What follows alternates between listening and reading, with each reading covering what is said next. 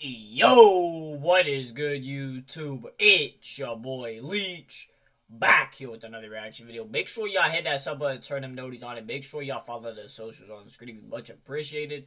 I give thanks to the man above for another day. God bless. I love y'all, man. And yeah, let's get right into it. We got breaking news in the NFL. The Atlanta Falcons have hired Kevin Stefanski as their new head coach. Stefanski was a two-time NFL Coach of the Year in Cleveland, but was fired after this season after going 8-26 the last 2 years. To the A. He's replacing Raheem Morris in Atlanta, who went 16-18 in 2 years. Let me know in the comments, bro. This is the first big move for new president of football. What are the Falcons going to look like next year? Was Stefanski running the show? In studio with the fellas to react. It's going to be really interesting, I think. Lead NFL insider Jonathan Jones first. What can you tell us the function of how this came together, Kevin Stefanski and the Atlanta Falcons? So, been a lot of conversations between Kevin Stefanski and new president of football, Matt Ryan. A lot of respect within that Atlanta Falcons organization for the job that Kevin Stefanski has done over the past several years with the Cleveland Browns. Obviously, this past season, when he had 4 quarterbacks but didn't really have one quarterback, certainly not holding against him the record there in Cleveland this past season. So this started to look like it could happen he didn't win a couple late this morning. And the Atlanta Falcons wanted to move quickly. Kevin Stefanski had some other interviews that were set up into the future. They didn't want him to get to those interviews. He arrived in Atlanta. They interviewed him, Matt Ryan, along with Greg Beatles, the team president, as well as Arthur Blank, Josh the Falcons got the talent on defense. They got a lot of young talent. Among other members of leadership with the Falcons. And they decided that they need Kevin Stefanski, who, as a head coach, he can be the offensive play caller. He can have an OC who calls plays. He did both while he was in Cleveland to varying degrees of success. And they believe that with the talent on offense, that they will be able to succeed in a very, very winnable NFC South. And lastly, it is very defensive winnable. Coordinator, while they let some of their assistants under Raheem Morris interview other places, they said, no, you can't talk to Jeff Ulbrich, our defensive coordinator. It is very possible, if not likely, he will be retained as the defensive coordinator there in Atlanta. A lot of pieces in place in Atlanta for Stefanski to work with some of those offensive weapons.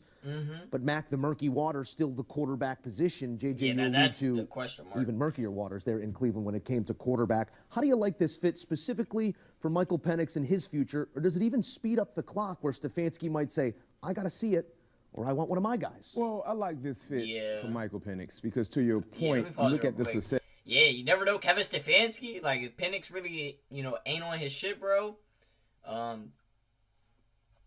Penix. As Kevin Stefanski he might not be that safe as we think in Atlanta. Cleveland, he had a real good relationship with the quarterbacks.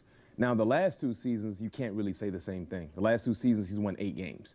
So I feel like Atlanta, they're making this hire, basically telling us they believe it was more about the dysfunction that was around Kevin Stefanski than Kevin Stefanski as a head coach. So if you're Michael Penix, you get an opportunity to reset your clock over again. You get a fresh start. And I believe Kevin Stefanski accepted this opportunity knowing and believing he can get the most out of Michael Penix. Because if you come into this job for Atlanta, Michael Penix I will say this, Stefanski was a solid head coach for y'all, bro. So you have to believe, based on the film you study, whatever it is that you view from of Michael Penix, that, you know what, I see something in him. Because there was a short moment when Baker Mayfield kind of unleashed his productivity while working with Kevin Stefanski. So maybe there's the same path for Michael Penix, seeing what he did with Baker Mayfield, sparingly there in Cleveland. He can do some of the same things for him in Atlanta. Stefanski and Baker now back in one another's proximity there in the South. It'll be interesting to see how it all plays out in a division that has left us wanting more. How much do you think that factored into the decision for Stefanski saying, I'm looking at the South, and if I could get this right at the quarterback position, we could take real hold of this thing? I think that was a big part of it. You saw how the Falcons finished this year, and for a lot of people's estimations, it was a down year, an underperforming year for the Falcons. So for Kevin Stefanski, when you look at the makeup of the NFC South, you look at the makeup of the Atlanta Falcons roster, regardless of the timeline for Michael Penix and his return from the knee injury, you've got Kirk Cousins sitting behind him who Stefanski has some similarities with from their time in Minnesota. So there's some parallels there. Second half of the season, Stefanski, he's got to be over the moon ecstatic about the roster that he's inherited. Bijan Robinson, Drake London, I don't know what they're going to do with Kyle Pitts. He's got a lot of talent down there in the A. Got a lot of weapons on defense. Finished the year strong this year. And the Falcons draft pretty well. They seem to be a piece away in Atlanta. I think it's the head coach, so it'll be interesting to see if this is the move that gets them over the top to where they want to go. I don't know if it's over the top, but it definitely gets them to the playoffs. I don't know if Stefanski can bring a Super Bowl to Atlanta. You got Matthews, you got Lynch. I mean, if I had to grade it, I'd probably give it a C+.